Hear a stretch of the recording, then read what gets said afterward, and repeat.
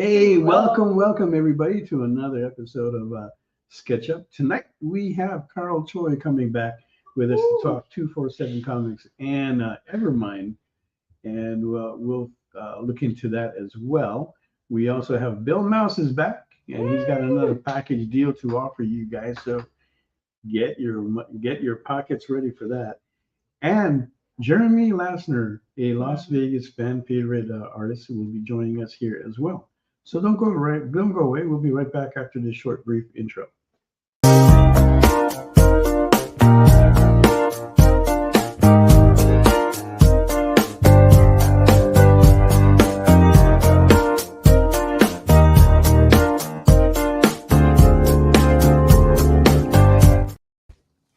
Hey, welcome everybody. Welcome, Carl, Hey. Bill. Hey, how's it going? And Jeremy made it. Hello, Jeremy. So I made it. How you doing, everybody? We have a special guest tonight, Oliver. Who's Oliver here. is going to steal the show tonight. I want to thank everybody for coming in and watching us today. Don't forget to hit that follow button. Make sure you stay up to date with what's going on with the EXP. We've got a lot of things happening still till close to the end of the year as we turn into 2026, which is practically just around the corner, right? And Yes. anything important to announce? No. Okay. No. I guess that's kind of good.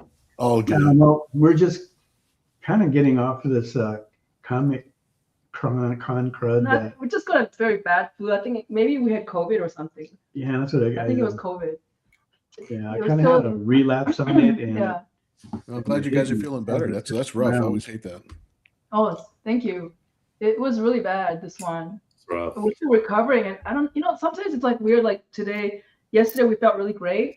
And then today suddenly we just like, wow, energy just goes down. It was just weird. But yeah. Oh man.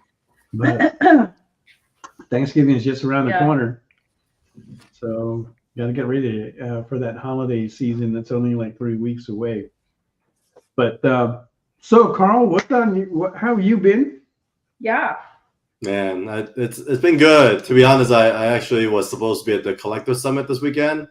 So I was going to leave tomorrow at 5 a.m., but I canceled because I've just been traveling too much. And so since I saw you guys at New York Comic Con, I've been on the road pretty much. And all this year, I've seen your postings, and you've been around the world, buddy. Around the world. That's How do you good. not get Busy. That's sick? good. It's crazy. Yeah, it's been crazy this year. So I'm excited for the holidays. Yeah. We still have a lot of work to do the next few weeks, but Yeah. I think the traveling, I'm gonna try to dial back a little bit. Yeah, that's what I keep trying. I keep telling myself, and I did that this year. I dialed it back to like 12 cons only this year, which is down from like the 16 or 18 that we do. But yeah, that's a lot, dude. That's a lot. yeah, it is a lot, and I'm trying to create space in between the cons so that way we can just like do some of the regular work that we should be doing, whether it's for our publishers or our own projects which we've been dying to like get out.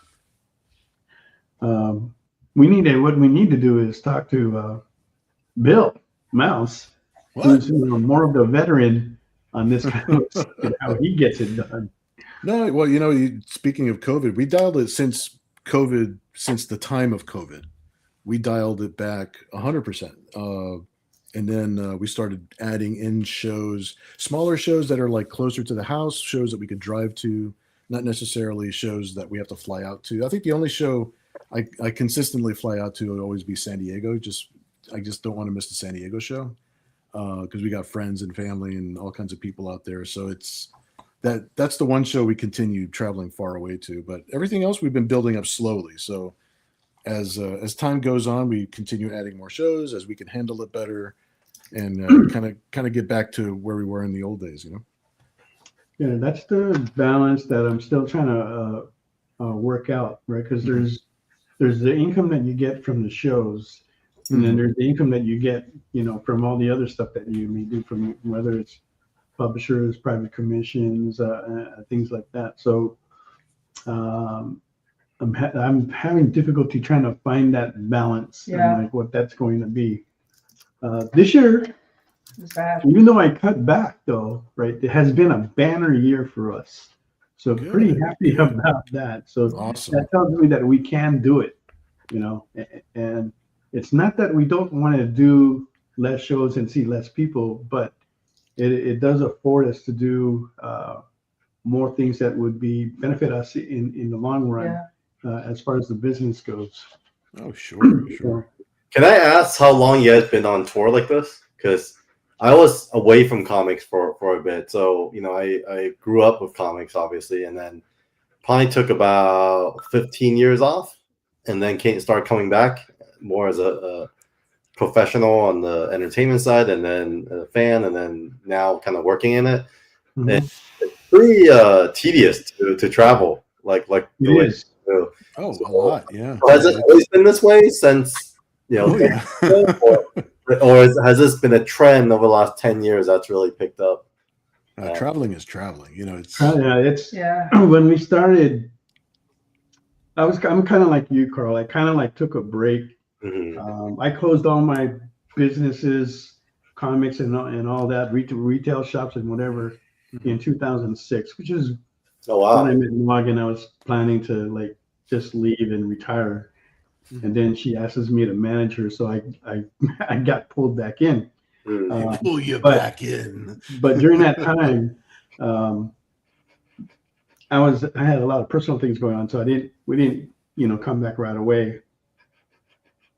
And we were just like doing like small things, and I took a different kind of job, just something that was more like mental work, where I didn't really have to think as much, being a manager and stuff. But eventually, she got the job for doing like Game of Thrones, and that started in 2011, I think. And then I didn't know that. Yeah. So she was on there, and she was on there for a good amount of time until 2008. So that's about like a 7-year period. Wow. And then that's when I decided. What was she doing? What was she doing on Game of Thrones? Doing illustrative work for them. Wow. And stuff. So, but his question was, how long have you been doing the con travel stuff? That's what I'm getting to right now. Right. So now, knowing that the Game of Thrones gig was going to end, I knew that we had to transition over and trying to figure out like what we're going to do. And manga and comics is what we were thinking about. I knew more about comics. So sure. And I've done cons before. I've done so many cons before. So I knew that was my field of expertise, and I brought her into it, and we started doing like maybe 2 shows in 2015. And then 3, and then 4 as the years came up, and it just kind of like it kind of builds up, right? And there was like a good momentum going all the way until COVID came, and then it just stopped, right? Right. Yeah. That was a huge hit. That was such a hit. That was a big hit, a totally major hit. Trying to figure out like what to do, so we started going live, did all that, and then slowly building up the shows again. I think it was like 2023, 22. Yeah, 23 maybe is where we are really piled up on the shows. 24 and decided, we got to cut back. That's like way too much. 25, I'm trying to cut back, but there's these other things that are happening with some of the shows that I want to participate in. So our count might be going up again, but I'm trying to see what I can cut. I've only committed to 2 shows for next year so far. So we'll see what happens from there. So it's been about a decade then. So roughly about a decade. Yeah, it's from 2015 is when we started, but we probably went really full on in like 2018. Okay. Yeah. So do you feel like there has been an increase in touring con artists, or has it decreased? Or I feel like it's increased and it's become like a model that a lot of folks. Yeah. Okay. Yeah. So here's my insight on what I think is going on. Okay. So, and you just heard it today how Square Enix they're laying off a big group of their artists because they're going to start using more AI. What? So yeah, okay, that just got posted today. But anyway, so there's a bunch of artists that are trying to make a transition from digital to traditional, right? Mm. And with that, they're trying to get into the cons where they can, sell their traditional art better for what they're doing with pop culture art. So we're seeing that transition. With that, though, you're not seeing an increase in amount of artist tables that are available. We're actually seeing a decrease in that, okay, because they can make more money off of a booth. Con table artist average cost is about $350, whereas a booth is $1,000, right? Yeah. And the cost for renting those places is also going up. So they've got to figure out a way in how they can increase their own revenue as well. So there's that transition, a larger influx of artists coming in, but the supply of tables for an artist, or what they normally want to get, like an artist table, is actually decreasing. It's almost forcing them to go into getting a booth that will cost them anywhere from $1,000 to $2,000 for some of the better shows, which is a big cut, right? And at the same time, not getting as much work from the publishers as you would like. There's a limited amount of them, even though there seems to be an increase in sales as far as on the retail side, that seems to be, but that doesn't reflect an increase in the amount of art that they need. So those are the numbers that we look at and kind of give us an idea of like what's going on there. Wow. Okay, that's helpful. So it's interesting where, because of the publishers pulling back on the amount of work putting out, artists are the model for artists is really to hit the con. Yeah, it's changing. That model is changing right now. So, but it's not for everybody, because your more established artists don't have to really do as much, and they're already out there. But guys that are starting out or in the middle, like Mog is still kind of like in the middle of the pack there. You gotta find out like what you're gonna do, and that's the reason why I want to cut back too, is I don't want to depend on the shows, and if that's your main source of income, you got to try and figure out what else you can do to bring the income in besides that. That's why I think what you're doing, Carl, is like brilliant, because you're creating IP, you're creating books, actual stories. In the long run, you're gonna see dividends in that. I hope so. Thank you. We are working hard on it, and it's definitely a passion-driven productivity, but we're having fun. I think that's the most important, I think. Yeah. Right.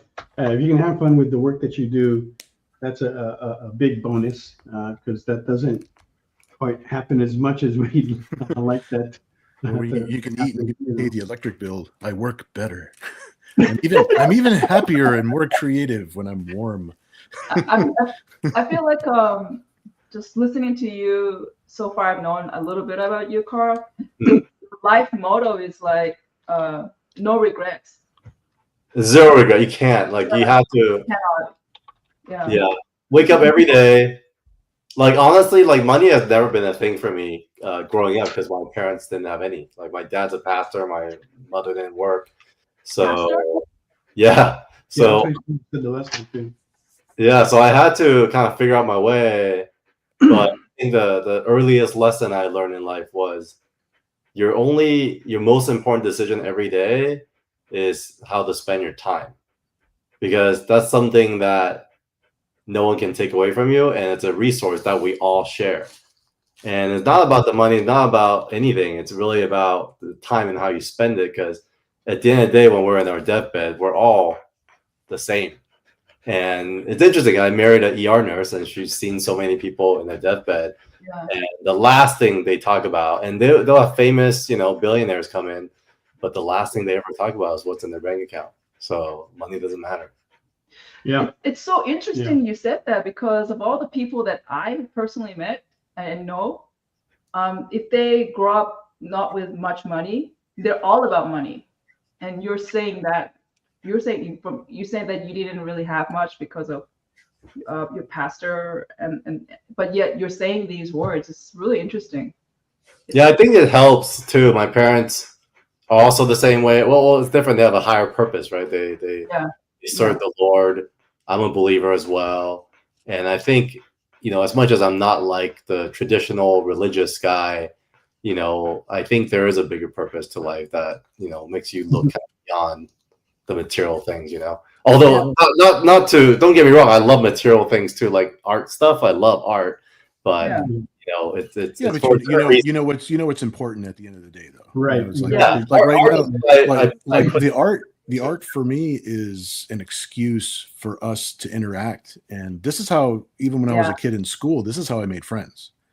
You know, some people were athletes, some people were, you know, super smart or whatever. Yeah. Everybody had brought something to the table, and this was the thing that I brought to the table. This is how I made friends with people, even back in the day. And I still use it right now as a way of interacting, and because I work for everybody, so even, you know, for small publishers, but I also do books and graphic novels for individual collectors, and it's just an excuse to do something fun and cool with people and to be able to interact. I mean, it's making money. I want to make enough money where I can just concentrate on the creative. That's the goal, because the money in and of itself is not the important thing, but it is the oxygen that fuels the machine. Right. So if you don't have money, then you're thinking about the money too much, and you're not concentrating on the creative. Right. Yeah. So if we're making enough money where we can actually ignore the money, that is such a privilege. Oh, it's a Venn diagram. I thought, you know, even though money is not important to me, I don't ignore it. I think for sure. Yeah, for sure. The important part is, you know.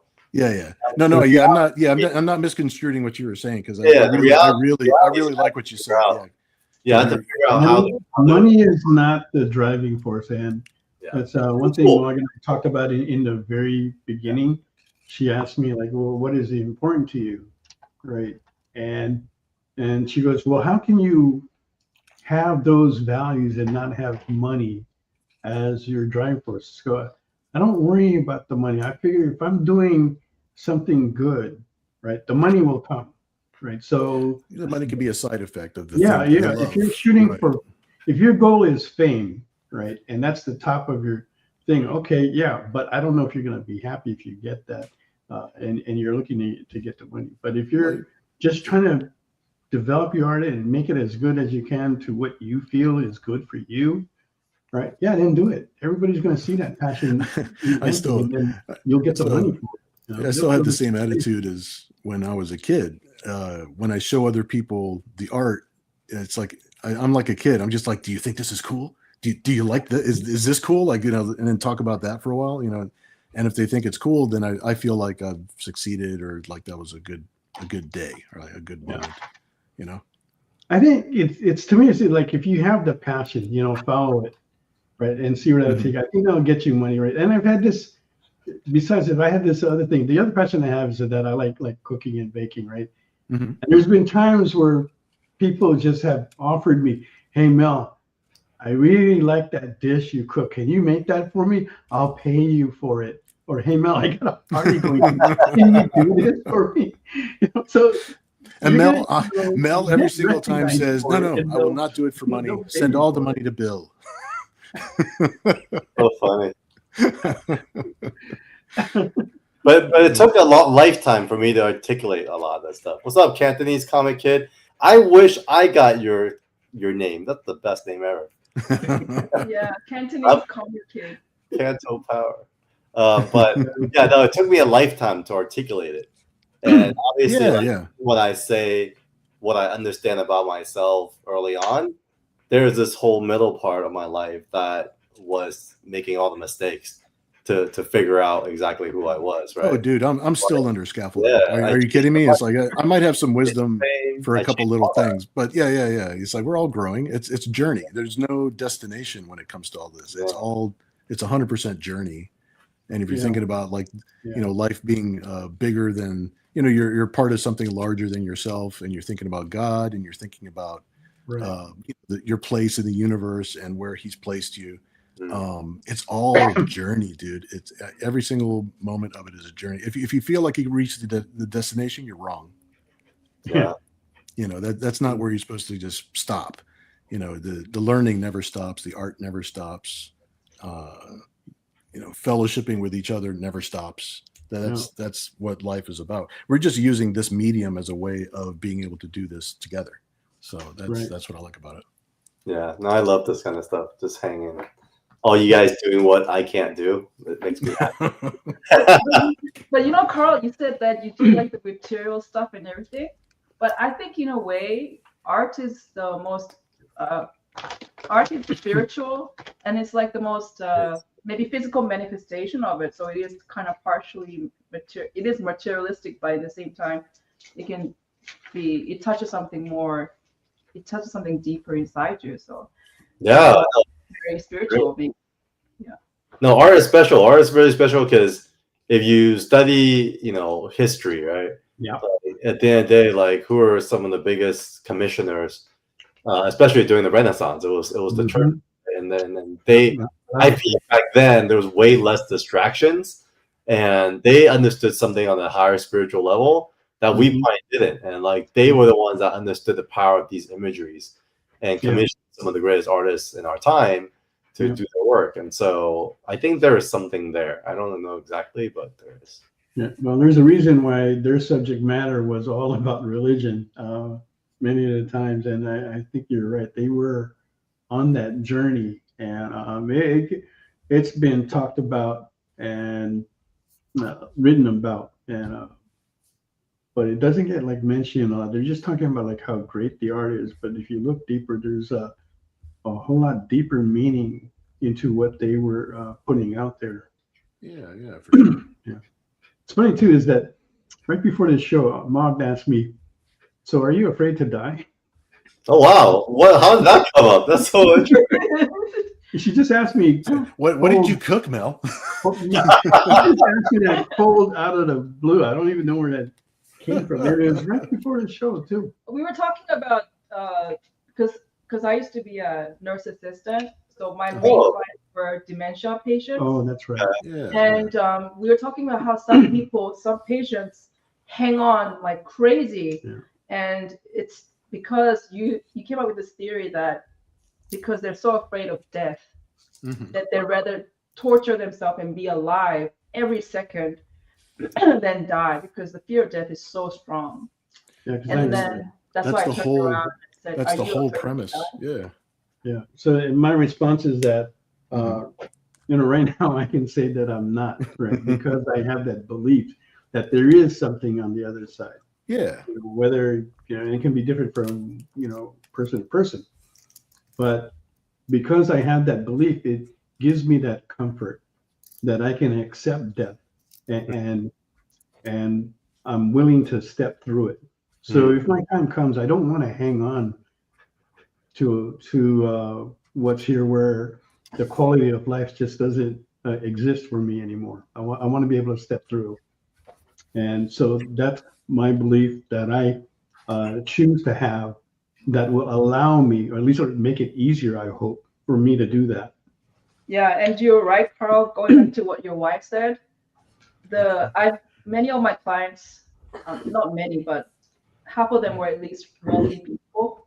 And you know what they do all day is wait by the phone so their child can call them. It really comes down to loneliness. Yeah. It's really It is sad. a terrible thing. Yeah.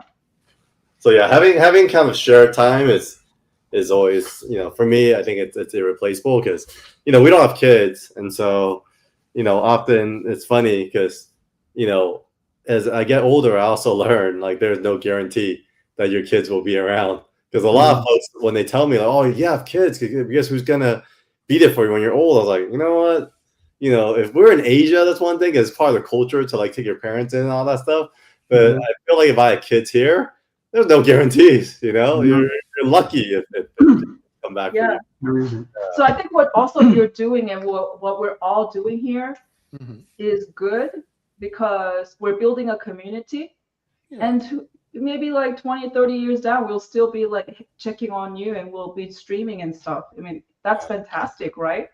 Yeah, I'll stream till I can't stream anymore. It'll be fun. Yeah. Just So hey, comics, am I right? Yeah. we started getting metaphysical. Oh, yeah. tell you what, let's go around the room and see what these guys. Oh yeah, what were we talking about? Bid on. Let's start with Jeremy.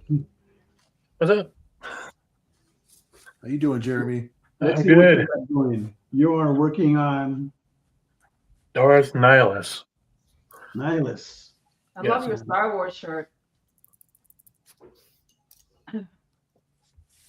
That's what I've got so far. Okay.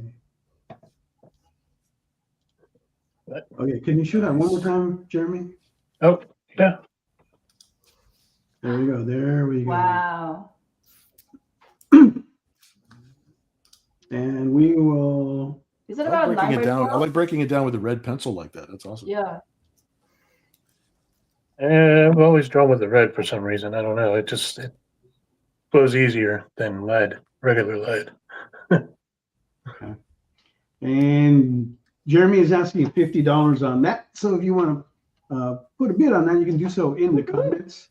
State what you want to bid on and your bid, and that will get you on the board. And if you win this at the end of the night, you'll fill out a little form for us so that we know exactly where it goes to. And artists will contact you to complete that transaction. All the money goes to the artist, so we're happy to do that. And now, let's take a look at Bill Mouse. All right, I'm drawing my character Nira X Cyber Angel, but I'm drawing her. I just felt like drawing a mermaid tonight. And I figured, and I got a couple different ideas of different places I might be able to use. There you go. Like that.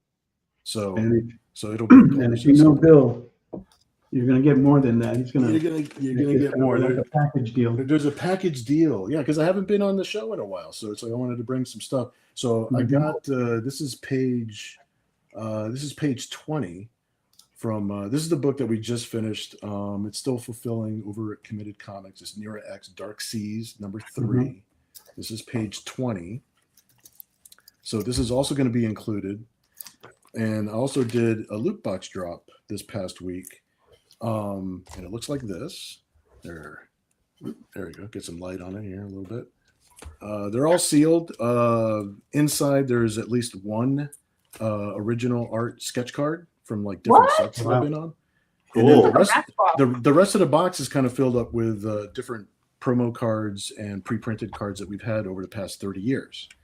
So like the very first Nira X promo card we did at San Diego Comic-Con back in 93, I think. And not every box, like I had a lot of some of the cards to put in each box. That's why I call it a loot box, because it's a very random selection of cards that you'll find inside. Wow, that's cool. There'll be some stickers, there'll be some, and I got some big gold challenge coins from the one Dark Seas campaign that we did with Committed. We had some big pirate gold challenge coins, so I airbrushed them black and sanded them off and distressed them really hard. There's if you go to my website, there's pictures of like an idea of like what you might find inside the box. Okay. And then one of the boxes has a golden ticket. There's only 50 of them, and then one of them has a golden ticket where you can win this piece. Cool. Nice. Nice. Yeah. Yeah, so that's our thing for tonight. So yeah, they're all sealed already. So it's like there's only 50 of the boxes. We started selling them last week, and they'll be packaged up and put in here and sent in the mail. But yeah, whoever bids on this set tonight will receive one of the 50 boxes. So they'll have a shot at that. They'll have a And shot. Bill right now has his starting bid at $80. So if anybody wants to jump on that, go ahead and put that in, because that it's not going to stay there. That's going to go much higher than that. All right, and then Mog. Yes. What are you Yes. working on? Electra? Who? cool. Electra. Electro. Wow, where's she from? Who's that? Is that Marvel or DC? Marvel. Yeah. It's just Okay, here we go. preliminary sketch.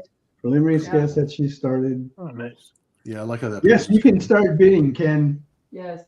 Go for it, Ken. And Electra, she is asking $200 Thanks, Ken. on that. That's a, what is that? Is that a 9x14? Actually, this is I'm gonna cut it into an 8.5 by 11. Okay, 8.5 by 11. Okay, she's starting 200 on that. And Stevie B comes in with $81 for Bill Now. Thank Awesome. you. Thank you, guys. Thank you. Now we do take bids in increments of 5. All right, so the next bid in that is going to be 86, right? And you can still bid on Jeremy's that he's starting at For the 58. sanity of your producer, can the next bid be 85 and then go by 5? Just because I don't Good sanity. math. Good sanity. Yeah, exactly. There you go. You're not good in math? No, All why do you think right. I went to art school? Oh, just for Kyle. Next bid on that can be 85.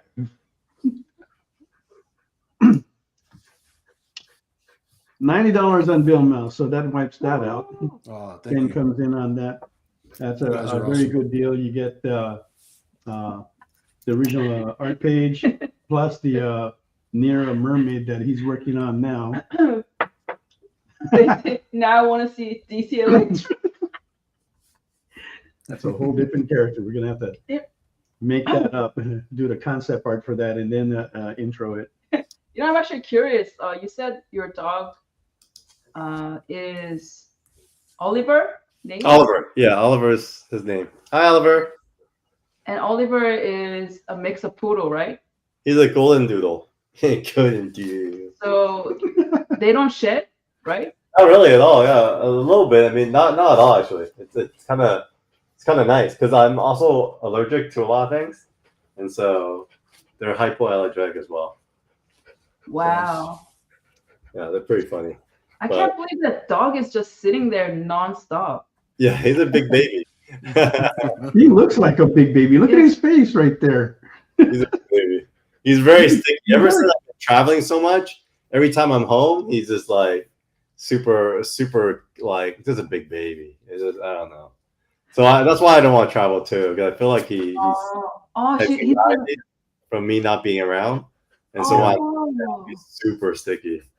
That's the thing is that my when you do have a God. pet and you do travel and stuff, Mhm. it's hard not to think about them and knowing that you're not there and how lonely they can be. And, you know, all this stuff just pops into your head. Oh, yeah. And that's why the Marg and I have chosen not to have a pet at this time because of all the traveling that we do.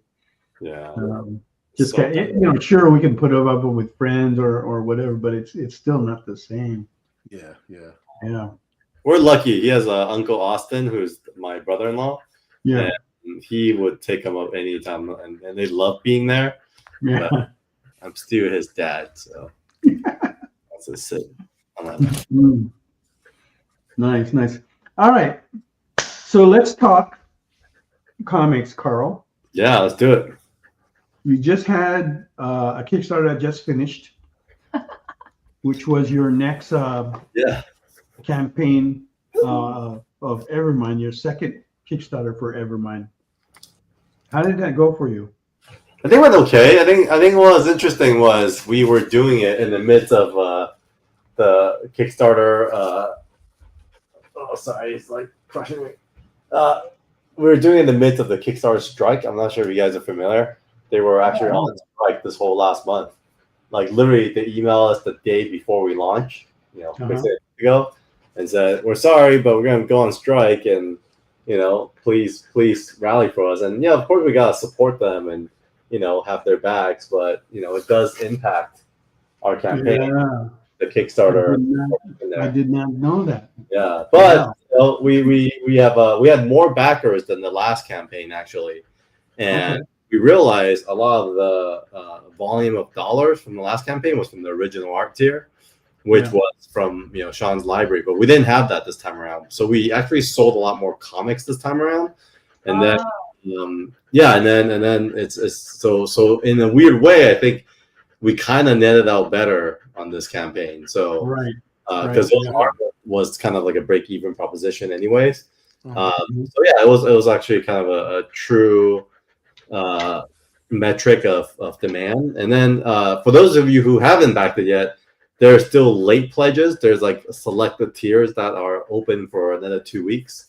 And so actually it's going to open for about a month actually, because we did a last minute promotion with Bad Idea where she did a Planet Death X Evermind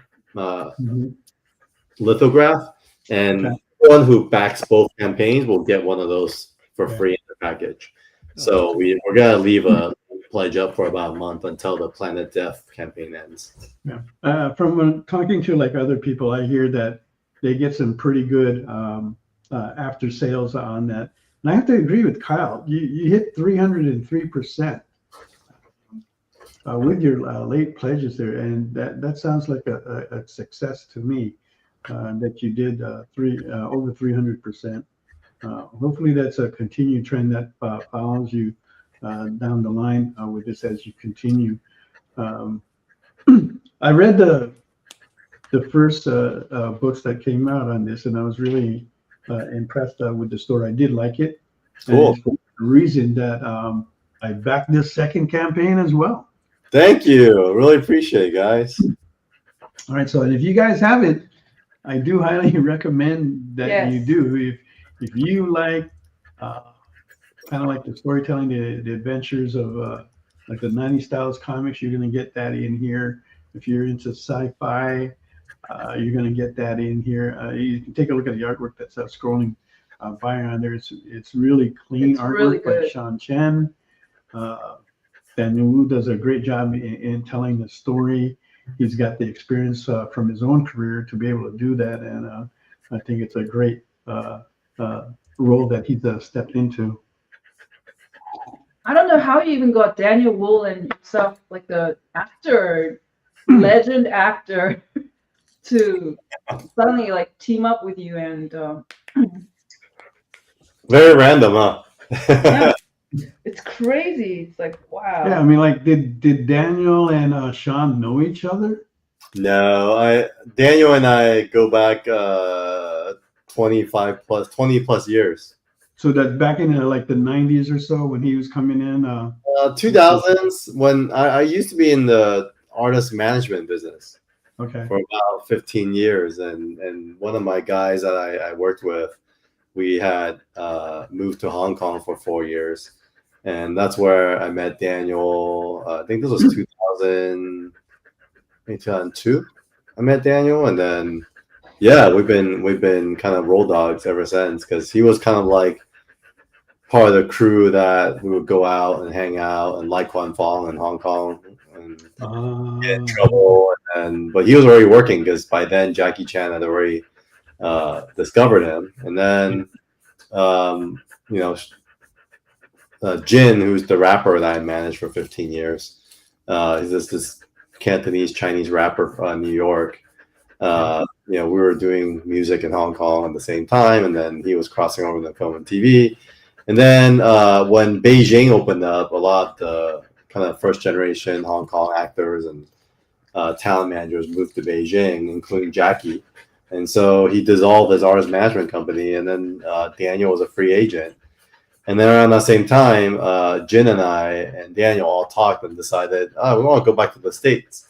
And so for a while, I was able to work with Daniel in the States. And then eventually he got into the Badlands, and that's kind of how it all came together. And we've always stayed in touch, really good friend. I mean, year 2020, when I almost died of COVID, I mean, I was gone for 3 months, and I remember he was probably one of the only ones that called every day just to check on me. So very, very honored to have someone like him. Very, very honored. I love the journey that your career has taken you on. That's pretty awesome, dude. Yeah, that's incredible. But the thing is that Was Daniel just like you, a secret like comic lover? Is that why he did comics? He collected comics growing up, yeah. So basically, when he stopped collecting was when he landed in Hong Kong to start his acting career. But he was not a secret, but he's openly talked about it. I think like everyone else in the '90s, bought and collected and read comics is a thing. Wow, there you go. Some inside scoops there. Yeah, Sean is definitely a good person. I've seen him for a while, and he's still the same guy, good guy that he is. So yeah, there are a lot of people coming out here. K-pop and Sean B mentioned him, Stevie B as well. Had a recent run-in with him. I think that was at the same shop that Stevie B met Chris at, who's under the 247 Comics banner, who did God, what's that title called again? Bladesmith. Bladesmith. Right? Yeah, right, and which I really like because it deals with food. So like, the goal was to make people hungry when they read that book. oh yeah, yeah, and You will hunger for comics. So I managed to see Chris back in New York and talk to him a little bit about that, get a little inside information with what's going to be planning next for that. Yeah. But you can tell them a little bit more about that book, and that's something that you guys should get to it as well if you have that opportunity. It's ingenious. Oh yeah, it's on 247comics.com. It's about it's a father and son story, and it's about this kind of underground world where it's kind of like our version of Kingsman, but instead of being suit tailors by day, assassins by night, these guys are master chefs by day, and they belong to this assassin society. And you're introduced to this father, and you realize there's something different about him, but his son gets kidnapped, and then he's basically having to come out of retirement to rescue his son. In the process, fight his way through former allies who are also bladesmiths. And what's cool about it is, chefs use different knives depending on what kind of culinary trait they come from. And so all the characters fight with those knives. And so it's called bladesmith. It's awesome. It's great. Yeah. Oh my God. I've seen some of these. We were looking at this YouTube about noodles in China. So people are going like all these like restaurant hopping, and there was this one badass restaurant, and he had this freaking huge cleaver knife with like a dragon hilt with it. It was so badass. It was huge. I'm like, wow. I can only imagine what kind of knives you're gonna have. I'm so excited listening to that. It's fun. It's like a secret order society, and it's where food meets their. Right, kind of like a bit of a James Bond feel to it. And one thing that I felt like every time when I'm reading like Evermind and Bladesmith, I felt like I was watching like a TV show or something. It just moved pretty nicely in that way that I could follow it, kind of play very, very easily, and I can see the sequence into it. And maybe, I don't know, maybe if I'm just like reading like too much into it, because working on Game of Thrones, you learn to read the sequences and how they roll into each one when you're looking at the pages and stuff. And it just kind of felt that way. It's like I was moving in a TV series or a movie. Yeah, that's cool. And that's something that I've always done. I think it started back in when I was reading Master of Kung Fu. I forgot the team that was working on it. Was it Marvel? Galusi was on there. He was the artist. Yeah, this is for Marvel. But I was watching the sequences, right, the martial arts, because I was big into martial arts at that time. And I could watch the movement so easily. And I'm going, man, this guy that drew this knew what he was drawing and how the movements were going and how he could change the perspective, and you can still follow the movement. I go, wow, this was cool. So yeah, it's that kind of feeling that when I'm reading like Evermind and Bladesmith, you get that that flow is there. You can see how it's going. That's a good sign. coming out under 247? Other books that you have under 247, Carl? Oh, other ones. We have Heroes Be Damned, which is by Vince Nico, and then that's kind of a story, a bit of a supernatural story. It takes place in the early 1900s when Shaolin Temple was destroyed by a superhero and supervillain crashing into it, killing everybody.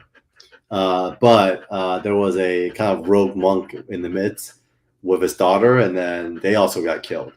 And so on his way to hell, this monk, former monk, makes a deal with the devil and said, "Bring me back so I could seek my revenge." And so the devil says, "Okay, I'll bring you back." And he basically brings him back, but 50 years later, which is now the 90s. And Then yeah. nobody. They're dead, right? So he got tricked, and so basically the heroes and the villains that were responsible for his death are now pop cultural icons. So imagine like corporatized superheroes, kind of like The Boys, basically, right? Yeah. And so the way the story is structured is almost like a murder mystery, because he's going around murdering all these heroes and villains, and you're basically following the story through the eyes of a superhero trainee. So that's the whole context of the story. It's awesome. It's black and white. It's really big on like gore and like different ways he takes on these superheroes and villains. But this man is on a mission, and you have to question like why, right? And so what's the game? And so that's Heroes Be Damned, and it's been great because it's the first title where Terry Cavanaugh, who is our executive editor, got to work on. And you're definitely seeing the difference a solid editor can make when it comes to storytelling. So how do you come up with your stories? Is there one person that's coming up with all these ideas, or how do you choose it that this is what you're going to carry under 247? We're very simple. So my co-founder and that we're just fans of the 90s, and I think there is a reason why comics were mainstream. I think it's because it was two very simple reasons: great art, great stories, and that's it. So for us, it was really about and then actually number 3 is a sustainable model, meaning like I think a lot of these careers got paid well to do what they do, right? And so when we started 24/7, that was pretty much our model. It's we'll make sure you're taken care of. On top of that, you have lifetime participation in all the IPs you work on and create with us. And all we ask is you deliver your best work. And to us is when they do bring a story or artist story team that we feel like it could be the best work, then we basically would commission them for a number of issues, and then we don't bother them anymore. And basically, we just say, take the time you need.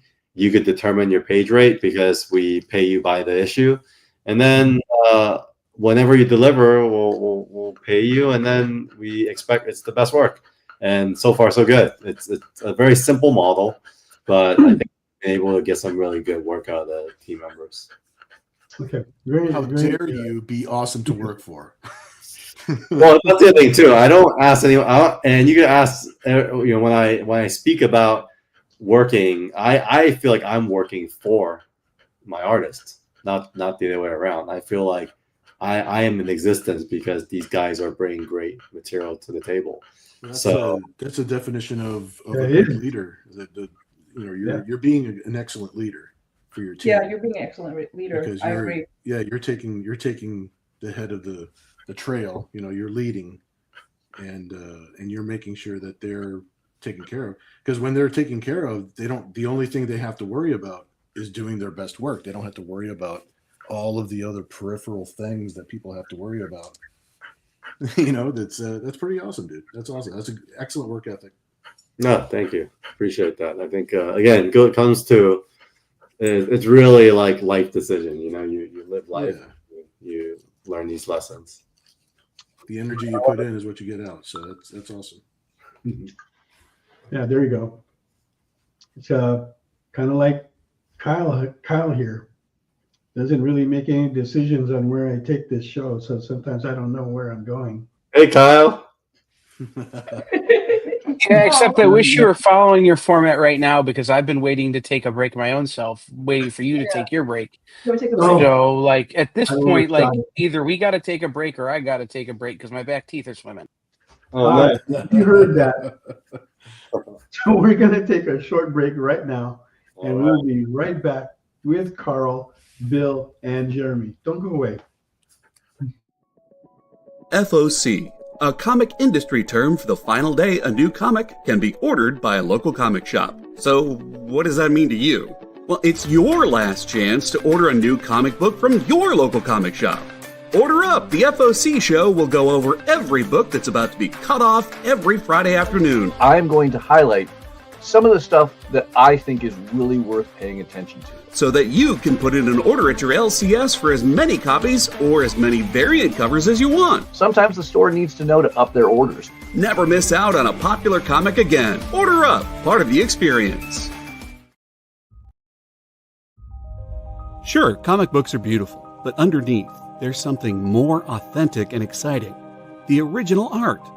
See the pencils, the lines, the shading, as if you were there in the studio watching the artist work. Getting a peek at comics' backstage is easy with the original art experience. All right, Friday night, guys. Thank you for being here. To be doing anything, the fact that you're here means the world to me. Nick's pieces are always value priced with your budget in mind, for the beginning collector to the veteran. And this is gorgeous. You got Aquaman and Mira. Join the original art experience with Nick and our friendly crew of regulars, even if it's just to enjoy the art. Fridays at 7. It's all part of the experience.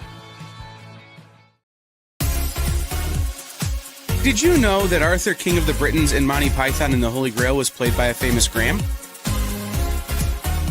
Check out another famous Graham by following our Instagram.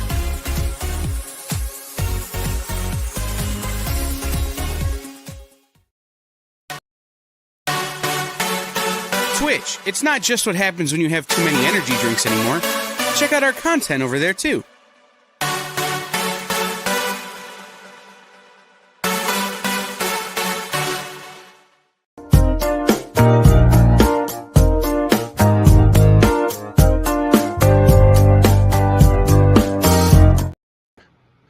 Welcome back, everybody. Thanks again for joining us on SketchUp. Don't forget, hit that follow button so that way you can continue to watch our wonderful weekly shows like Nick Ferrucci's Original Art Show every Fridays at 7 p.m. All right, now let's go around the room and take a look at the artwork of what we have so far. And so far, we have a bid of $90 on Bill Mouse for his package deal of Nero. Up first, let's take a look at Mod Park. It's funny. Oliver thinks he's human. He's like literally looking into the screen. And he looks intense. So is he up for bid? Can you please? Yeah, maybe. Look at him. He's like all like into it. He's like looking at the artwork. Okay. Oliver's like, whoa. All right. So I want to be clear. This is a Marvel Electra, not a DC Electra. Is there a DC Electra? I don't think No, right? Somebody was asking about DC Electra. So I love it. Okay. All right. Let's take a look at Jeremy. Waiting to get a bid Going. on a Dark Nihilus. Okay. Nihilus, right? And looking for a bid of $50 on that. Somebody put that on the auction board. Get that on the board there. Right. Jeremy is a local Las Vegas fan favorite artist there. We're happy to have him joining us here. Wait, are you guys all from Vegas? Go ahead. Are you guys all from Vegas? No. I'm the only one here, I think. Yeah. Jeremy's from Vegas. We're here in California. Bill is up in where is it, Connecticut? No, I'm actually in Virginia Beach. Boy, that's I should have known that because Virginia Beach is in Virginia. Okay. But I do love. I grew up in Virginia, so I kind of like know that area, and I that's actually cool. love that area. Virginia Beach has been good to it. This is where I grew up. I lived out in San Diego for about 12, 13 years. Right. And then I ended up moving back. Mm-hmm. So I've got these are the things that are happening for what people might be bidding on. There you go. You got an original piece from one of your comic issues there. You've got Nira X Mermaid that you just had a nudge to work on. Mm-hmm. And is this the loot cards? Is that what you're calling loot box? Yeah. Loot and box. they're all already sealed, so I really don't know what anybody's getting. So when somebody orders one from my webpage, they can just go straight to my webpage at billmossart.com. If they order one from there, I don't know which ones you're getting. They're all shrink wrapped and sealed already. So right, so because one of them has a golden ticket of winning another original piece of artwork. Right, exactly. And the golden ticket is actually this piece right here. So that's the golden ticket. Nira X Angel. Mm-hmm. That's a nice piece too, by the way. So, and right now that bid stands at $90 for a chance of getting 3 original art pieces. What a deal! Plus the loot box itself with a sketch card in there. That is a steal of a deal at the moment. It's amazing.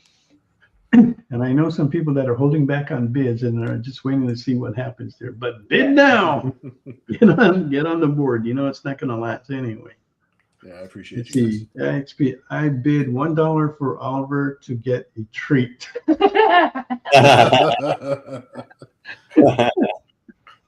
want a treat?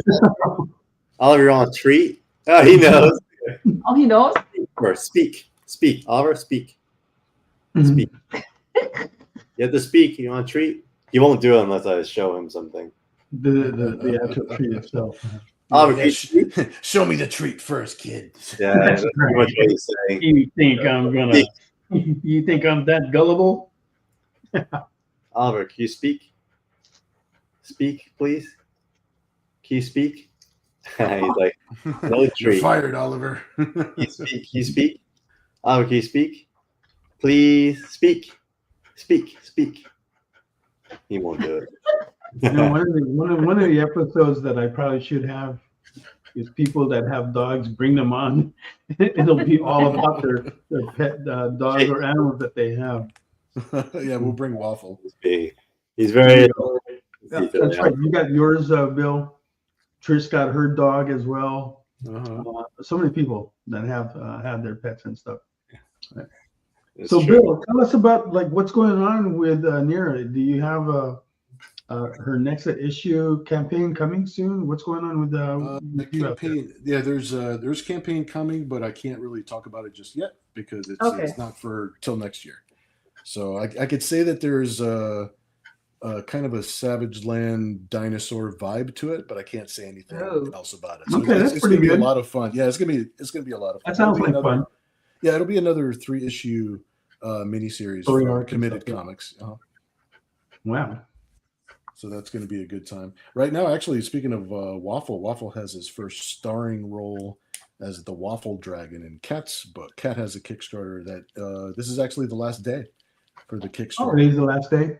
Yeah. It's for the Kickstarter is for a book called Magitans, and it's about these 3 little cats, these magical cats that are sisters, and they're traveling through this magical world that Kat is world building and writing this story herself.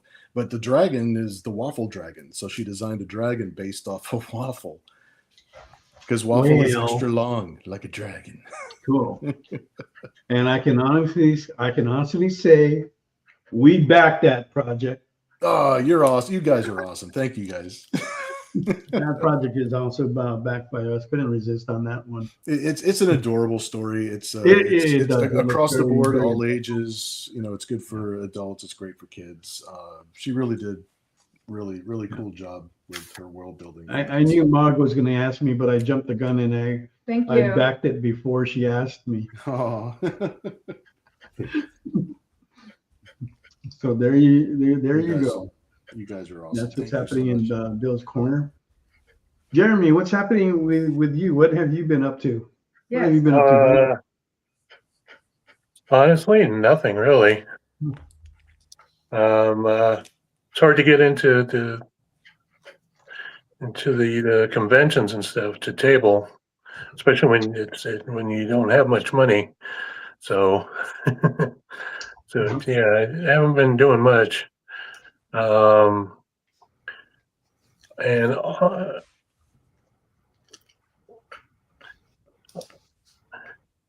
this is actually one of the first drawings I've done since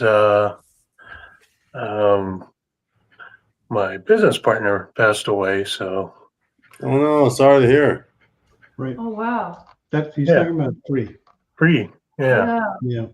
That's So a long time ago. not really. Yeah. Not that long ago. No, Free died long. It's now about 5 years now. Nope. Less than 5. He died in 2021. 21. Okay. So Yeah. Well, yeah. 4 years. Yeah. 4 Yeah. years. Yeah. That's right. So you haven't. That was a drawn- blow when we got the news on that. So you haven't drawn since.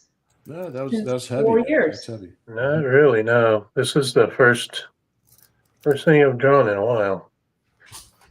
Wow. What happened? Always- What about the Honor him with the IP hand. properties that Free He had? takes all the Is pictures that like something this, that you have put the access hand to?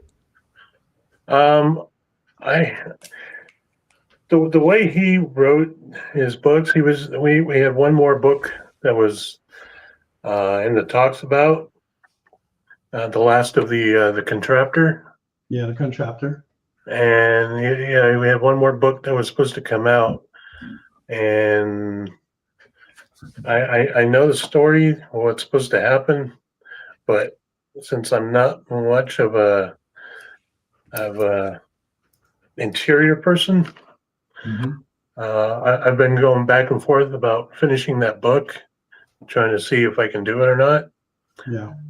But yeah. But other than that, not been doing much. Well, I know there's a few times I kind of reached out for you for different things. I think it was like a couple of years ago. I happened to have an extra table at AmazingCon, so then I offered it to you, and I was glad that you took it. And hopefully that helped you. That was And a I fun guess show. I'm I like today. doing that. Yeah, because it's in your hometown too. So Yeah. and then got you here on the show, so I'm happy to have you. Yeah. Thank you very much. Yeah, and hopefully we'll have a chance to bring you back on a future episode as well. Yeah, That would be awesome. Then thank you for making the effort and redrawing. Yeah. That really is amazing what's happening right now. It's momentous. Were you at the AmazingCon this past year? No, like I said, it's hard to get into these conventions when when money's kind of a Yeah.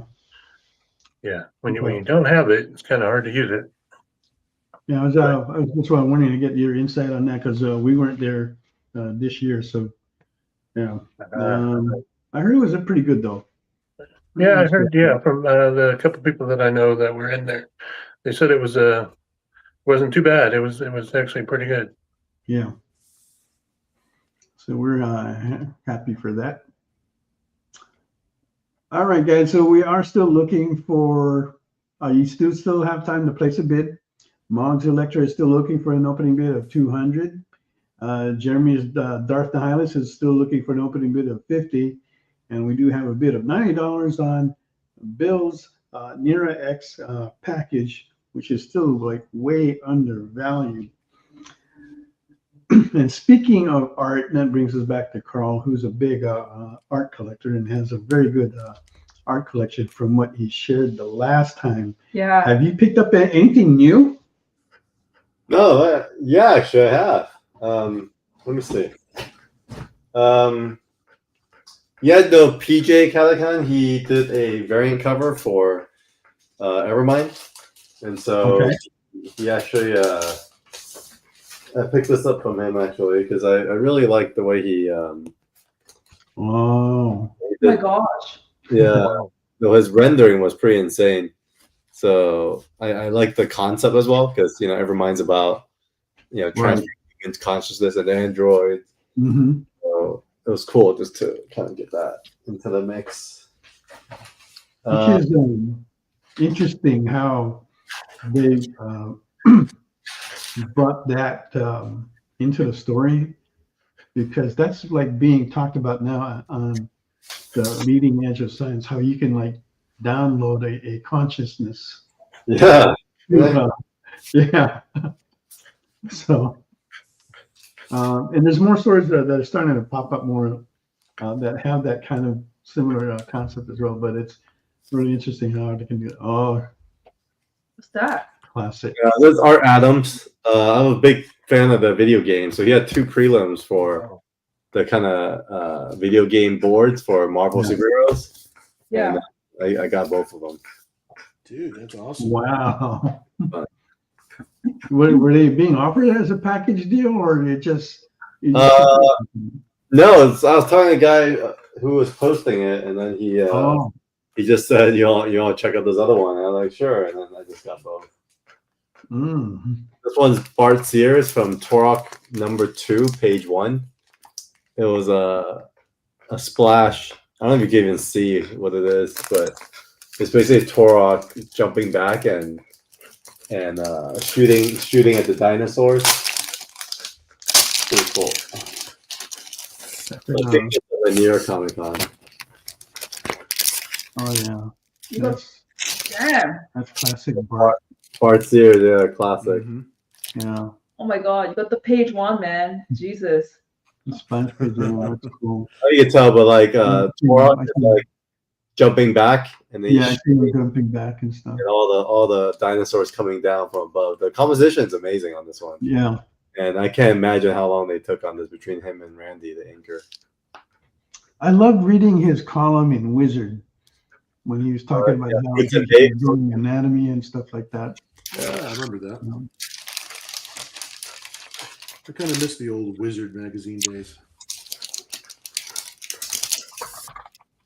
What else? I think I have one more, I think. Let's see.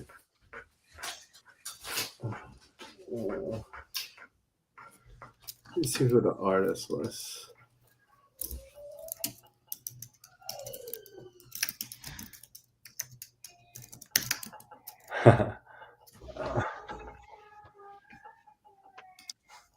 The mom's home, so if you guys could hear, but she's like, "Where's the brother? Where's your brother?" To our little one. So Erica De Orso, you guys know her? She's an Italian artist, I believe. She did the Immortal Legend Batman. So I got #1. Oh, okay. Wow. Pretty fun. Yeah. Wow. Mommy's home. Oh, you can't jump off. You can't jump off. Hold on. You go find mommy? You want to find mommy? Yeah. Okay. You go find mommy? You stay. Okay. Okay. All right. Let me drop him off real quick. Okay. No worries. Okay. Go find mommy. Oh my God, my legs are dead. 70 pounds. 70 pounds. For an hour. He's sitting on the leg. Yeah. Oh my gosh. Yeah. Oh, my legs are like so numb. All right, I'm back, guys. Here we are. Now this is what I look like. Without my God. Giant dog on me. Oh. I think you're a really nice guy, because if it was someone like Mel, he'll be like, "Get off," you know. You're just like, "Oh, I love my doggy." 70 pounds on my old legs would be a bit much. Yeah. I don't think I could do it. I got old legs too.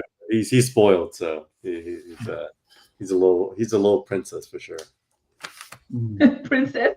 Yeah, he is. You know, I don't know if you have a good memory.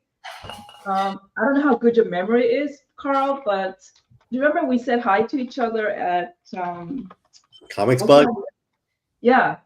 Yeah. And the artist that was next to me, who were they? I want to know their names. The guy. Which guy? You said I remember you were talking to him. He told me he's a Canadian artist. Carl. Like that day. I remember. I'm trying to think. He does this incredible is a true test of memory right here. black and white line work. Inc. He's a white dude. Like, I mean, he's From Canada? Canada. He had two guys. Maybe his partner was next to him. Kind of has like they both kind of have a beard. Very intense, serious. You were talking to him for a long time. I'm kind of remembering the imagery. I'm just trying to get the name. The reason why is because we were saying goodbye to each other, and then we ended up switching original arts. Like, I mean, swapping. Oh, you did? He gave me his, and I gave mine him. So not by accident. But yeah, it was on purpose because we, Oh, we really cool. liked each other, but we never got to say anything until the end of the show. Oh, that's hilarious. His name. Wait, this So was you that. know his art, but you can't remember his name, and you never had his contact. But you know what I'm talking about? Oh, Show me his art. I might be able to tell you if you show me his this art. was in Baltimore, right? Or is it Baltimore? And he was next to. He had the table next to Yeah. us. Ah, Wait, is it Vince Nico? he did this kind of. He just this is a fan art he did. He gave me, but Put your hand I don't up know if so you it can actually focus. does tell you anything. Is it Vince? Vince? Is it? Wait, Baltimore. Baltimore. Is it Baltimore? Canadian, Yeah, Baltimore. French accent, French. Oh, he's not. He's Canadian now, but he was from Israel. That was I know exactly who you're talking about. Let me check my chat real quick. I knew we'd get to the bottom of Levy? it. Yeah, it's why am I not remembering? He signed his name, but it's like illegible. I know exactly who he is because I have his art and everything. Actually, I have one of his books here. I think. Hold on a second. Let me see. I have one of his books here.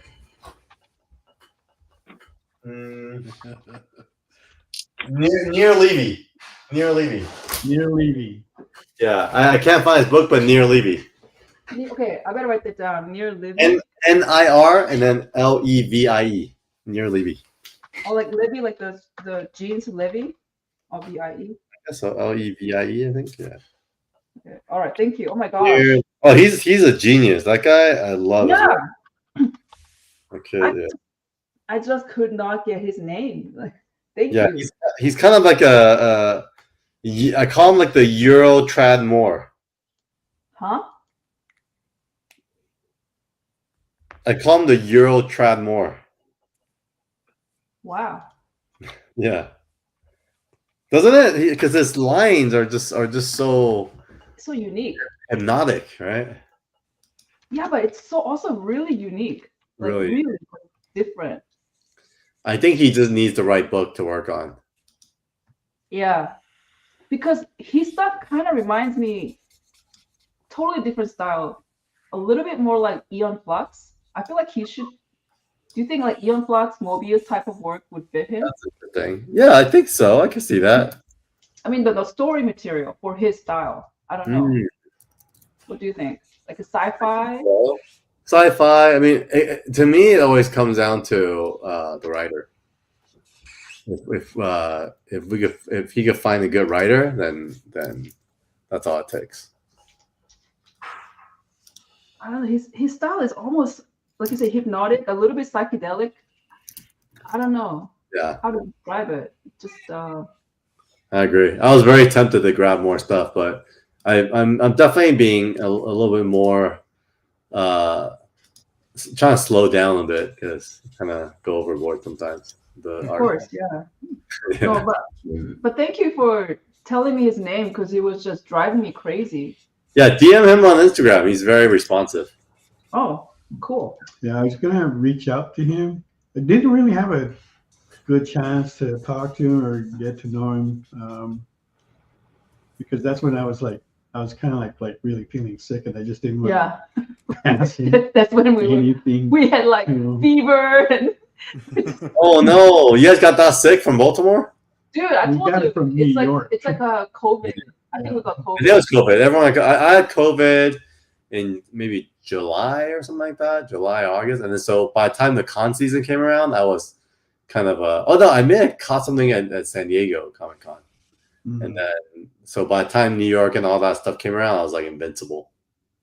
Oh, you're immune to everything. The natural immunity, natural. Yeah, I think so. Yeah, I just once you get it, I think you're good for the year. You get that herd immunity. Yeah. They heard immunity. Yeah. Basically, that's what it is because we just all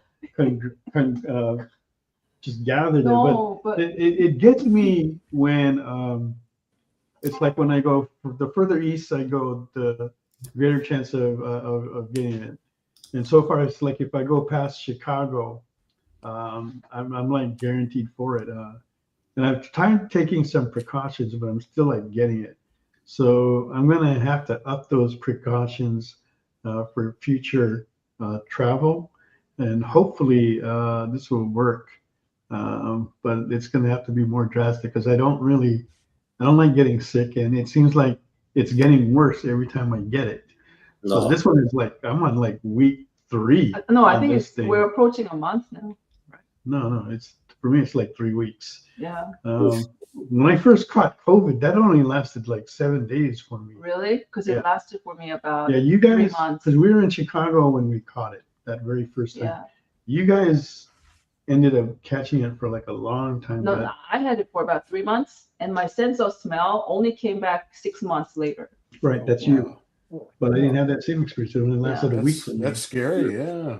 I hate Yeah, so, but it seems to be getting worse for me now. So I gotta take some drastic precautions. Yeah, I think this is COVID because I lost my sense of smell.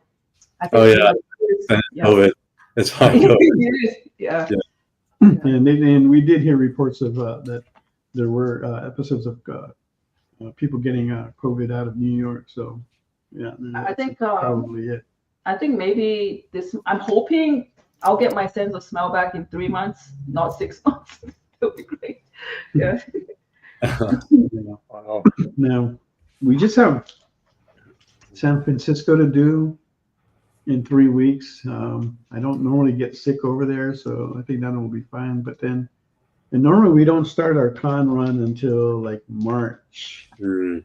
But this coming year, it's going to start off a little bit earlier in January, making some commitments, and that entailed starting our con run early. So hopefully I don't get sick that fast by then.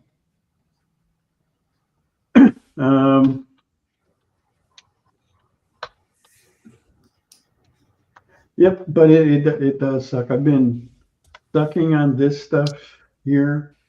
I've been taking NyQuil severe cold remedy just to Oh my God. kind of knock me out a bit, and doing some tricks that my mom taught me to do, and it kind of helps, but it's not as effective as No, it used to no. be. But this is not really a common cold. That's why. Yeah, it's different. Yeah. Trying to do the best I can, but this thing knocked us out, had us in bed for a few days. Just couldn't do nothing. Mog was upstairs in one bedroom. I stayed downstairs in the living room, just stretched out on the couch. I'd sit up for a little while to try to do some work or answer messages, and then I just like lay back down and just go back to sleep. Yeah, so And you know what really killed you? It's the boredom. after a while, You just bedridden. You're just bored, man. Like, and you can't even consume anything. You can't even like just even watch something for a while because you're so sick. You just don't even have the energy. can't watch So TV, can't suffering. walk around, Yeah. can't do little chores. You don't even want to watch TV because you're so tired. And So a couple of days I was Yeah. just like really tired of it. I said, man, I need to get out of here. So I walked to the grocery store just to get out. Walked to the grocery store, which was about 1.5 miles away, and just bought some goodies that that I could enjoy for a little while. And yeah. And then I was so tired. I slept till 6 p.m. oh, yeah. You know, the walk was just so straining. I gotta go. I'll take a nap, Mom. And then now you said, yeah, okay. And then I look at the time. Oh my God, it's 6 o'clock. Yeah. Gotta get that Buck Rogers sleep. Yeah. You wake up, it's the future. That's pretty much how the day, But- most of the day went. I mean, if I listen to what you just said, Carl, I mean, a while ago you said you almost died from COVID. I did. I was out. I mean, I was basically 25 pounds lighter than I am now. I lost so much weight. I was like Oh, it's serious. It's serious business. I've when COVID was heavy, when it was first, kind of taking over the whole country, we lost a lot of people that we liked, that we liked, a lot of people that we knew, and a couple of family members and people that I used to work with, and it's scary stuff. There's no joke. You have to meet it when you're the one sick with it. You have to hit it with a little sense of humor. That's no doubt, because you have to describe it. Yeah. But yeah, it's scary stuff.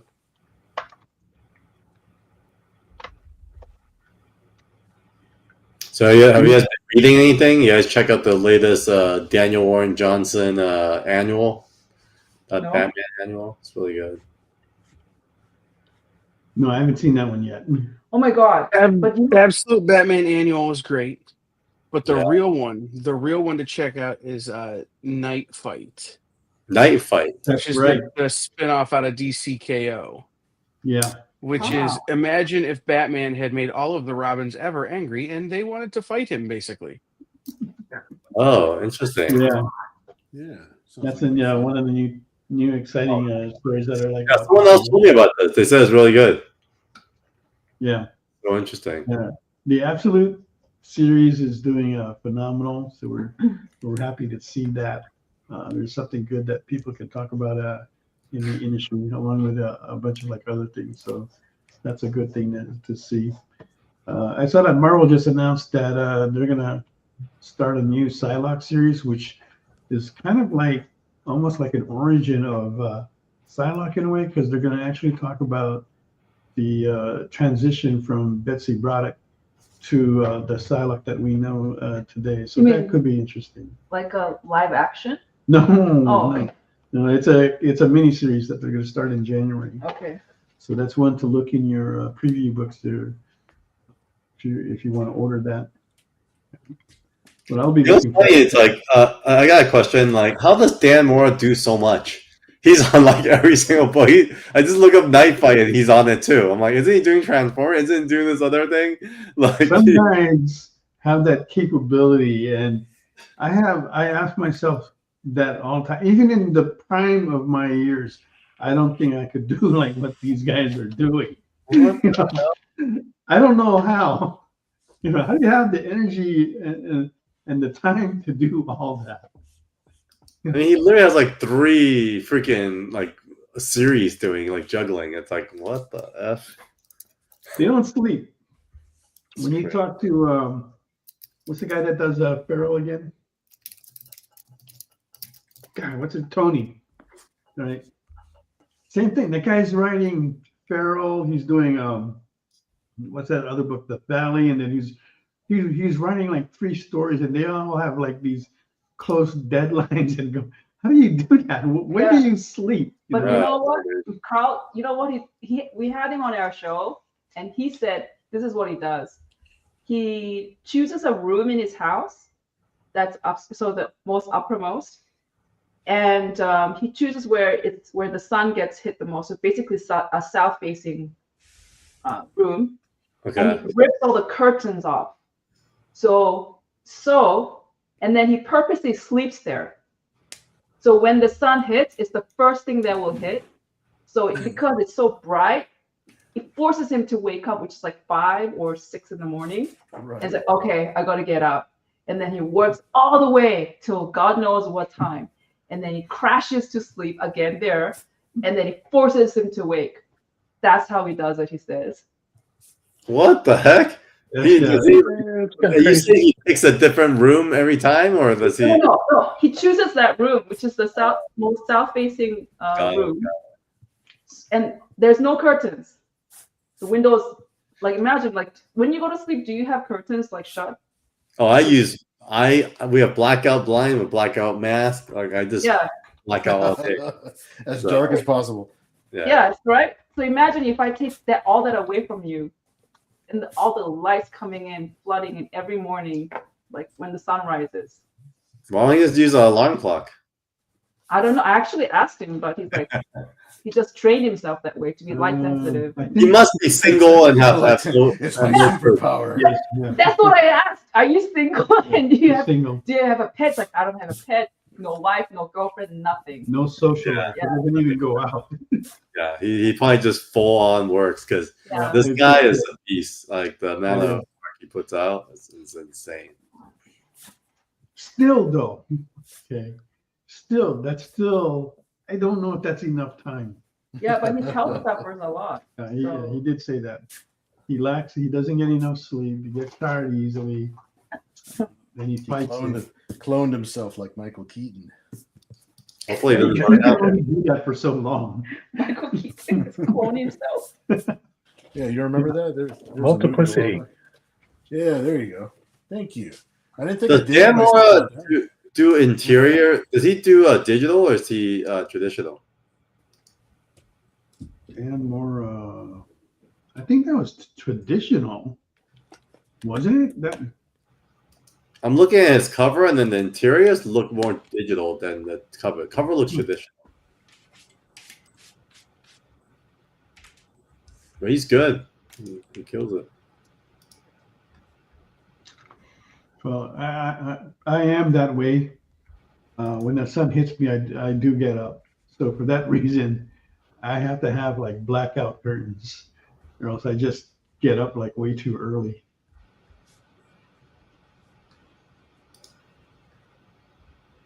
When I lie down, I have to force myself to wake up, period. Because I will stay in bed until next year. I have no problems just sleeping through construction. I'll get up for a couple of minutes and be like, yeah, I can go back to bed. Now, I used to be like that where I could sleep through construction because those guys could start at 7:00, right? Oh, yeah, yeah. But these days I Oh my can't. God. Yeah. Right, every little noise bothers me. So I have to try and pick a quiet part in the house where I'm not going to hear like too much of that. So that way I can sleep and it doesn't wake me up. Because once I'm up, I'm up. I can go to sleep right now. I can go to sleep right after I wake up. Because what's the time difference? It's 3 hours, right? Where you're at? It's Yeah. 3 hours difference. Yep. Yeah, so it's about like 11:30 over there, almost midnight. Uh-huh. Yeah, And it'll be midnight by it the doesn't time I help get with off here. the sun. Like, holy crap, this time change thing. It's like it's dark outside right. at 5:30 in the afternoon. I don't like that. I don't like that either. Yeah, I hate Yeah, that I part go too. right to sleep. Yeah, like especially when I paint, the natural light yeah. source is the best to actually Oh paint my in. gosh, yeah, that would affect all that. Really, And then really. it's like 5 and it already is dark. What's going on? Yeah, but when I am tired though, I can sleep anywhere. Sleep in an airport, sleep in a park, beach, whatever, wherever. That's when I'm tired. But just trying to get a good night's rest. I need it dark and quiet.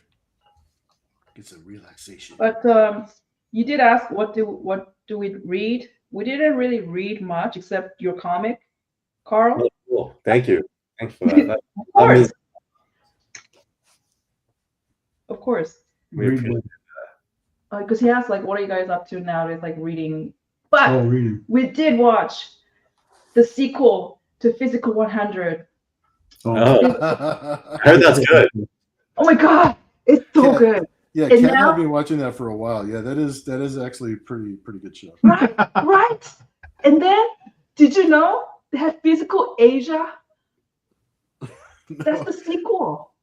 What's physical Asia? Oh, so it's like all the countries. They have like China and Yeah. everything. That's kind of cool. Good No. idea. Well, here's the thing. It's called Physical Asia. Okay. Mm. But China was not present. Oh, I think it's political. For whatever Yeah. reason. was that Thailand and what? Like Thailand, Mongolia. Oh, Mongolia. Okay. so badass. Let's see, what else do they have there? Japan, of course. Of course, Japan. Indonesia. Indonesia. Okay. Interesting. Uh, How are the Mongolians? They look like Mongolians? Oh my they were God. good. They're just They were so good. they're like monsters. Like, wow. When you look at them, you're like, wow, this is totally warrior race. Well, Something about their features. Yeah. Man, okay. So when they showed Really Mongolia, strong features, right? With Yeah. they're like Asians with strong features, right? It's they're not like Asian, but like kind of like Russian feature or Russian. yeah, there's that a little bit of like cross breeding. That's going across Native there. American. I don't know what it is. But when they first came out, Mog is going, oh, this team doesn't look They like look nothing. so poor because But- their outfits are not glamorous at all. They just look like really Well, coming from a poor country. it looks that It way. was just, oh my Hilarious. god, this looks sad. So who won? Oh, I don't know. We don't know yet. Oh, you know, it's still going now. Yeah, they Oh, wow. It's they so have like intense. So I think intense. they have like 6 episodes right now, and there's more Yeah. that's to come. But when Mongolia came out, Mark thought, oh, this team does not look good at all. Yeah. And I told her, man, you're gonna regret that when you see these guys in action, because I know their culture and stuff and how they live, and I know that they're good. They're gonna be tough, They're tough. and they're tough. But if you are a follower of Physical 100, you'll be happy to see that the former contestants actually does do a comeback on Physical Asia. So Oh, I haven't seen the first one yet. Team. yeah, the Yeah. Korea. I need to find that. Yeah, there's some cool Oh my guys God. that show up there. So good. And there's some good matches in this one that we just watched too. That's Yeah. interesting to So see. intense. Uh, Oh, And, so good. and I will say this: I don't, as much as I would like to see Philippines go further, I don't think they're going to go too much further. But they have an impressive showing and representation Yeah. with the athletes. that Oh my they brought God. over. If you They're fighters. if you see one of the members that comes out, you'll be like shocked. For Philippines, Why? Why shocked? legend. Well, Manny Pacquiao. oh yeah, Manny Pacquiao shows up there. The Wait, boxer. Pacquiao shows up? What the hell? Yeah, Pac-Man shows up. It's insane. You're like, what the? No way. Because they say Philippines for last. There's an entrance. They introduce everybody, and they're like, why? I wonder why Philippines last. And Mel kept saying that. It's like, you just watch. It's probably the best team ever or something. I wouldn't say it's the best thing, but they just had Yeah. the athlete that's most recognizable around the world, which is That's Pac-Man. pretty cool. They treated him like Sexy Yama from Physical 100, the series, the first season. Yeah, so he's getting that kind of like respect. So that was cool to see For those who don't know, Sexyama, he's a MMA champ, one of the MMA champions. So yeah, he's MMA, very well known MMA fighter. But yeah, and well respected. So extremely well respected. Pulling out the big guns. it's cool. It was cool to see. Yeah. If you guys check that out, that's on Netflix. As a New Yorker, nothing wakes me up. Oh wow. Yeah, you guys are surrounded by sound Yeah. out there, Andrew. Yeah, Andrew. Yeah, even where we were staying in a rural, kind of like a rural area, and Suburb. yeah, and there's still a lot of noise out there. Now the good thing is that a lot of the homes there are they're brick homes, so they block noise pretty well. Oh. All right, let's show all the pieces. Katie wants to see them. Okay. Starting with Jeremy, Jeremy. we have There. Darth Nihilus. Getting there. Woohoo! There you go. Wow. $50. We're still looking for an opening big of $50 on that. Sweet. And then now we go to Bill, who's got the package deal. Not only were you bidding on the Mira X Mermaid, you get an original page from his comic book Yes. and a loop pack, Yep. which will get you another original page if you're lucky, if it has the golden ticket. Yep. And these are actually they're on Angelic sale. They're on Mira sale for $60. So this is I think it's a good little deal here for you guys. Signed, sealed, and delivered. Okay. Which also has a sketch card in there as well. Yes, it does. Okay. That currently has a bid of $90, so we are looking for the next bid of $95. on that Ooh. one. And last but not least, Miss Mog Park turning in a Marvel Electra From Marvel? Yeah, now there's a lot more that's going to go on here. If she's not going to. She's going to put in a lot more time on this to get this done. Oh, you're going to hook it up. I know that. Oh yeah, it's going to get hooked up one way or another. If it doesn't sell here, it means we can sell it for more at the show. So, actually, one of the previous comments was like, "I wish we draw Oliver." And I was almost tempted to just draw Oliver because he was like just sitting there perfectly in the camera, posing. like, perfect live model. I should just posing. He's very calm. That's a good thing about him. He's super chill. Poser. Yeah, he's super chill. All right, so there you have it. We've got about about 18 minutes or so left. So if you guys want to place a bid on that, go ahead and do so in the comments. And once again, don't forget to hit that follow button so you know exactly what's coming on for like the rest of the year. And for next year, I'm already starting to line that up with what guests we're gonna bring to the show. And I can tell you this: the very first episode when we come back, which will be January 9th, will be a very special episode featuring the VOA cards. So I'm going to bring in a few artists, and I'm trying to get these to be very recognizable names to draw all you guys in. You'll be drawing on these VOA cards that you can bid on. Starting bid is $100. And what is special about these VOA cards is that on the card itself, it has a QR code that you can scan. And when you do that, you can see a live reel of the artist drawing that card. So it acts as a perfect authentication of original art being drawn, recorded. Right? So that's something that MOG has been doing for a while. And we've got them to kind of like sponsor it a little bit. I'll be handing these out to the guest artists that we'll have on that special episode. So put that into your calendar. And of course, we'll send you more updates as we go along through the year. Okay. And we got that covered there. So Carl, give us your information again as to how they can find you and get to the books to be able to order them from you. Yeah, so thanks for the time, guys. Always good hanging out. We're at 247comics.com. I'm at Carl Choi at all social media. We have 247 Comics HQ for the social media. And then Evermind, we are literally $62 away from hitting 27,000. So whoever pledges on that, we're going to send you a special gift. So and we can see who's pledging. So if someone helps us get to 27, we'll ship you a special gift. So that's that. Actually, perfect timing because I have to take this call. So thank you guys for having me, and I'll see you guys soon. All right, Carl. Thank you for coming by and dropping by. And you guys heard that. Finish that bid off with $63 and get that special item that he'll be enclosing with that. And Bill, looks like Bill is upping the page. He's putting in a dolphin in there. What? There's a dolphin? Yep, there he goes.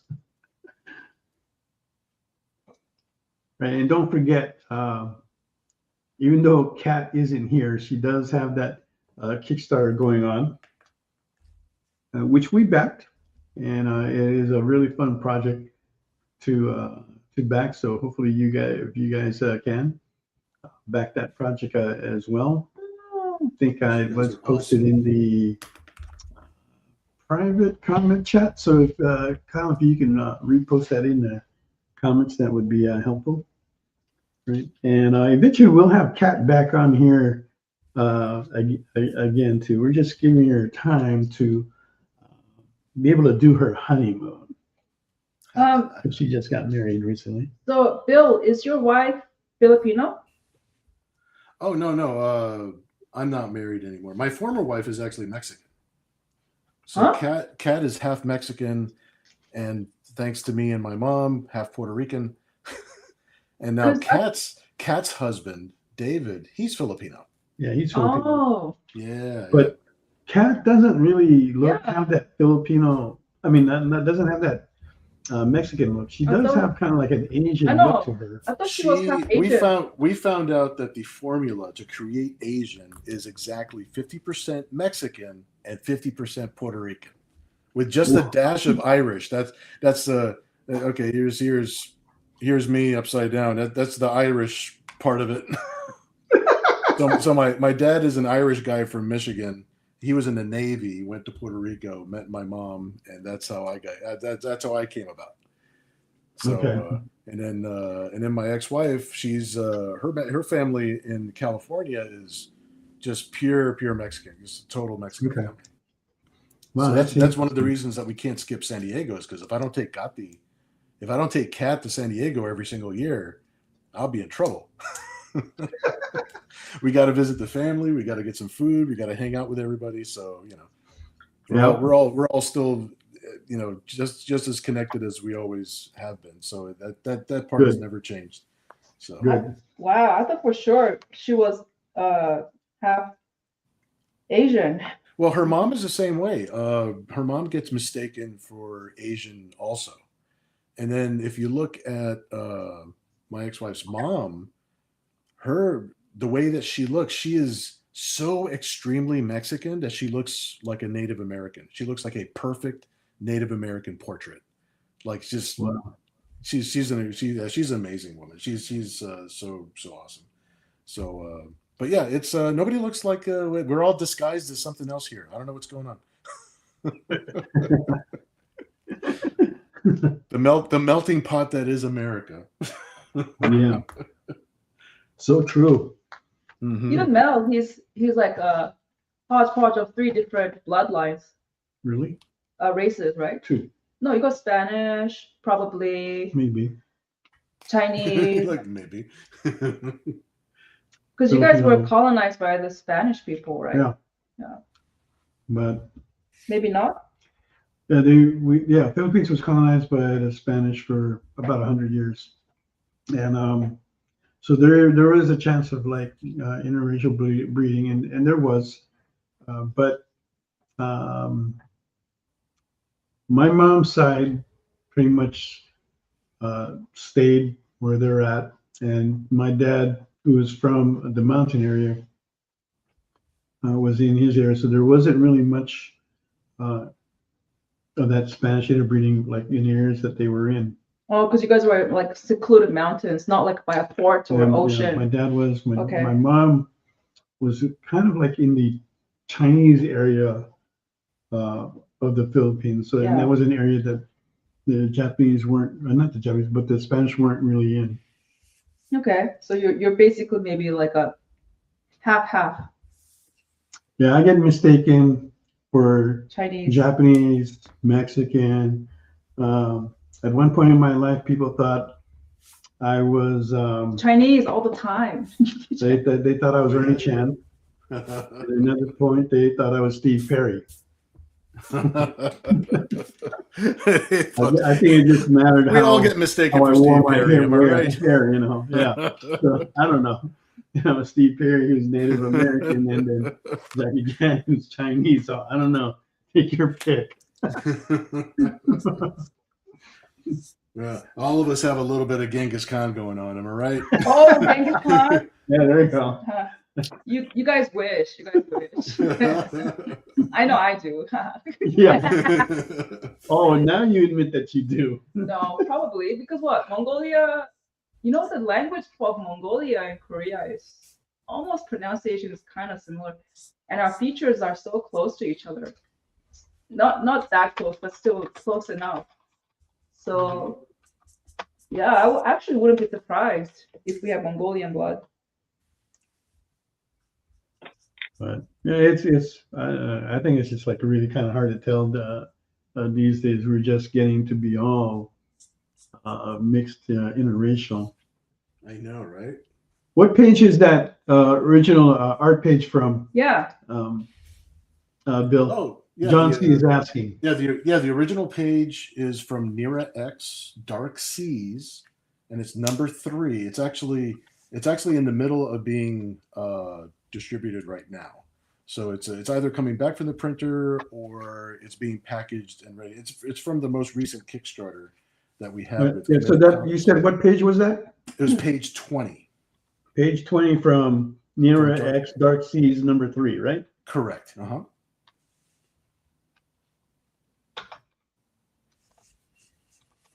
You know, you ink your own work, and you for the Nira. Uh-huh. Do you do a tight pencil and ink, or do you just kind of do a loose pencil and ink? It depends. If Okay. if it's something that I'm pretty confident that I can just go right into inks, I sort of give myself notes Okay. instead of doing a tight pencil.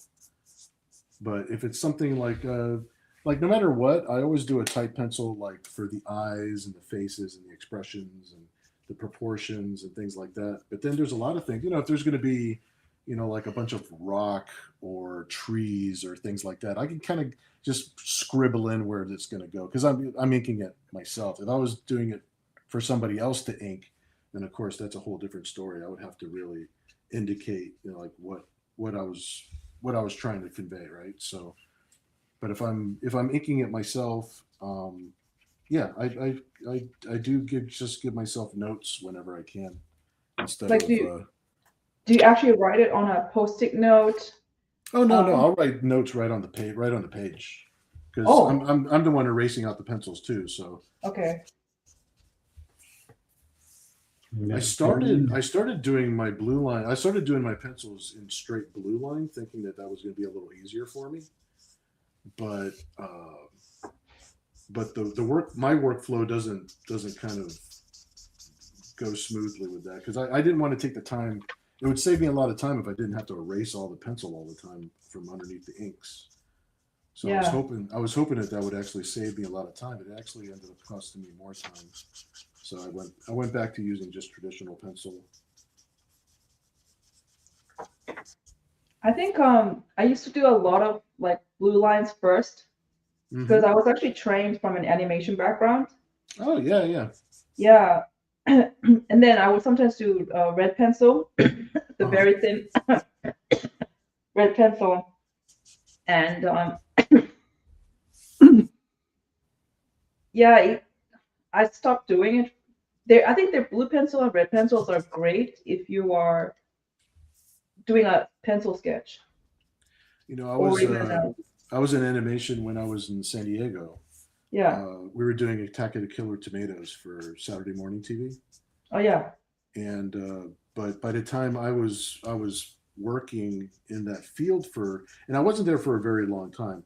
I was there for a short time before I started working in comics. But everything was digital already, so I didn't really get to, we were creating animation libraries for other animators to use, and it was all computerized really by the time I was involved. Okay, so yours is from actual like professional work. The thing is, when I was being when I say animation background, it's not I worked there. It was more like at school I was majoring in animation. And I don't know why, but they were still teaching the blue pencil method. Oh, the traditional method is the way to go. I mean, I wish that's what we were doing. But what we were kind of the way that we were working it, or the way that they had us working on it, it was very assembly line, so that way they could turn out episodes quickly. Yeah. So like one of my tasks was I would take on a character like Mamato was a character that I worked on, and he's just a tomato wrapped in bandages because he's a mummy. That's him. But I would have to animate him and create a library for him. So it's like I do turnarounds for him and spin him in every different direction, different like expressions or different whatever. So that way another animator could come in who's actually putting the episodes together, could just take that library and then basically cut and paste the character into the backgrounds that somebody else was also painting. So everybody was doing a piece of it. And then a group of animators were taking all of those pieces and all of those bits of library and actually creating the episodes and lining them up with the dialogue that was recorded somewhere else, of course, and all that kind of stuff. So it was a cool process, but at the end of the day, I'm super happy that I got a chance to do it, but I was not. I wouldn't be satisfied staying there, doing that, because even the animators that I worked with that worked on really popular shows, Yeah. they worked on Batman the Animated Series, they worked on The Simpsons. They all felt like cogs in a machine instead of feeling like they were really being creative, So it really felt like a 9-to-5 job instead of Yeah. like I'm an artist, doing something creative, Yeah. But it was a great experience. I'm glad that I experienced it. I'm glad that I know, something about it. So, I definitely don't regret, being a part of it, because that's part of my journey. I'm really happy that I did it. There you go. All right. All right. So John C. had come in with a bid of 100, but was kind of unclear as to what you were bidding on. So please, if you want to clarify what you were bidding on there with your bid of 100. If you are bidding on Bill's bundle, then Stevie B has already jumped the bid to 110. So please, if you want to bid, just be clear about what you're bidding and on what project you're bidding on. Right. So Molly's still looking for an opening bid of 200. Jeremy's still looking for an opening bid of 50. Bill's at 110, so we're going to be accepting bids of 115 or higher on that. Okay, there you go. Got a couple more minutes left to place those bids. I want to thank everybody for joining us this week. Special thanks to Bill, Jeremy, and Carl. We'll definitely have all you guys back here again. Awesome. Next week, we have Frank Martin that will be joining us. And the new artist that I'll be bringing is from Canada. You guys might have known him or might not. His name is Lock Win. Right, one to watch if you don't know who that is. And not too much people know, but he does fantastic art, especially for the card market, which we will be talking more as the weeks go by. Ken, thanks for that bid of 120 for Bill. Yeah. You guys got about a minute left to place the bid. Steve comes in with 125, trying to steal that away. You've still got less than a minute to go, so go ahead and place those bids, guys. We'll take them as fast as we can once we cut up, and that will be it. All right. So if you guys, if you guys have any suggestions on some of the projects that you might be backing out there on Kickstarter, Instagram, or whatever, and you feel that's someone that we should try to bring onto the show, let us know. We'll be happy to look into it and see if we can get them in. Ken, thanks for that bid, 135. And I want to thank again everybody for joining us. Hopefully you'll join us next weekend with Frank Martin and Lock Win. Good night, everybody. You all take care. Good night. Good night. Good night.